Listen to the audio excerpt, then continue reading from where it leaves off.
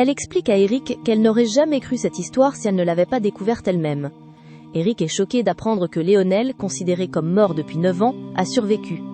Maria Elisa lui raconte que tout aurait été organisé par Herminia, l'ancienne infirmière. Tant que Hilda est libre, Léonel reste une cible.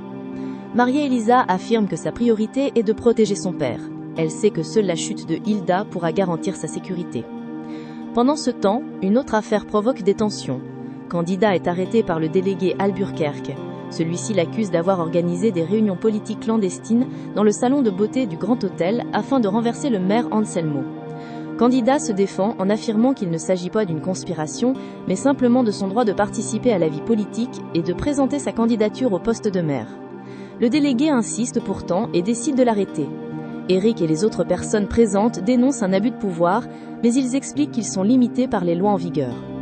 Face à cette injustice, les femmes décident de soutenir Candida. Elles organisent une veillée devant la délégation pour demander sa libération. Plusieurs personnes se mobilisent et apportent des couvertures et du matériel pour rester sur place. Cette mobilisation prend de l'ampleur et devient un symbole de résistance contre l'arbitraire. Au couvent, la situation devient également dangereuse. Gilda se présente pour voir Marcelino, mais les religieux comprennent qu'il faut absolument cacher Léonel pour éviter qu'elle découvre la vérité. Marcelino promet de garder le secret et de ne rien révéler concernant la présence de Léonel. Lorsque Gilda rencontre Marcelino, elle tente de s'excuser de l'avoir envoyé au pensionnat. Elle lui explique qu'elle était stressée et qu'elle regrette cette décision.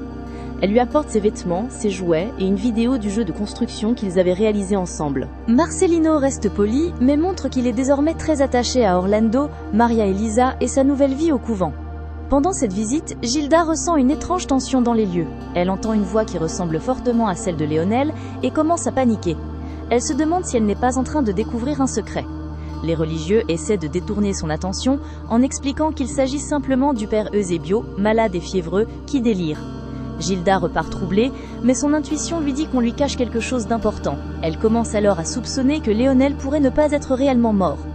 Orlando décide alors de l'emmener à l'hôpital pour lui faire passer des examens avec l'aide du docteur Italo.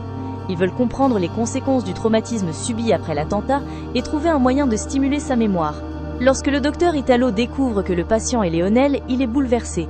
Il n'arrive pas à croire que son ancien ami soit vivant après toutes ces années. Léonel explique qu'il ressent comme un brouillard dans son esprit.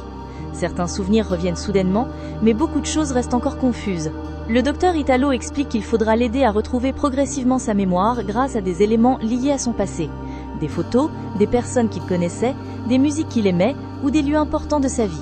Maria Elisa espère de tout son cœur que son père retrouvera ses souvenirs, car cela pourrait enfin prouver son innocence et révéler la vérité sur Hilda.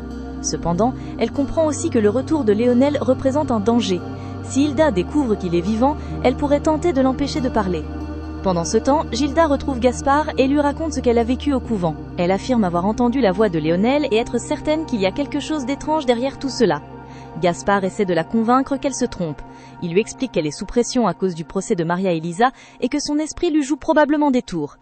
Mais Gilda refuse d'abandonner. Elle pense que l'ambiance du couvent, les réactions des religieux et cette voix ne sont pas de simples coïncidences. Au même moment, Léonel commence à récupérer une partie de sa mémoire. Il reconnaît certaines personnes de son passé et comprend qu'il est resté absent pendant 9 ans. Mais lorsqu'on lui explique les événements qui ont suivi son attentat, il est bouleversé. Il apprend que Maria Elisa a été accusée de son meurtre et qu'elle a passé 8 années en prison. Léonel a du mal à croire que Hilda puisse être impliquée. Il affirme qu'il ne comprend pas pourquoi elle aurait voulu lui faire du mal, car il lui avait toujours donné tout ce qu'elle désirait. Maria Elisa lui révèle alors la vérité. Hilda aurait manipulé toute l'affaire, acheté des témoins, influencé l'enquête et participé à la construction d'un mensonge qui a détruit sa vie. Léonel est choqué et demande du temps pour accepter cette réalité. Il veut retourner chez lui et confronter Hilda, mais Maria Elisa l'empêche. Elle lui explique que cela serait trop dangereux et pourrait compromettre leur plan. Elle lui raconte que Hilda a même continué sa vie avec Gaspard après sa disparition et qu'elle a presque épousé cet homme. Léonel comprend alors que son ancienne vie a complètement changé pendant son absence. Elle lui révèle également que Hilda représente un danger direct pour lui, car elle aurait tenté de le tuer. Léonel refuse d'y croire immédiatement, mais commence à douter. Il comprend qu'il doit retrouver toute sa mémoire avant de prendre une décision. Il apprend que Maria Elisa a été condamnée pour son assassinat et qu'elle a passé des années en prison à cause d'une machination organisée par Hilda. Maria Elisa lui demande de se souvenir de la nuit de l'inauguration du café-concert, car c'est à ce moment-là que tout a basculé. Elle veut qu'il retrouve le souvenir de l'attaque et qu'il puisse enfin révéler qui lui a tiré dessus. Léonel essaie de se concentrer, mais ses souvenirs restent fragmentés.